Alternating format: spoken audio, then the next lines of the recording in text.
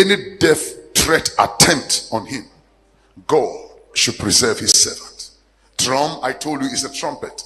And in the name of Jesus, this week and next week, I prophesy throughout this month of March, eternal God, he will reveal it, this coming word to me.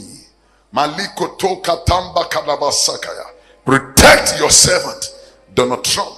Send your angels to keep him in protect.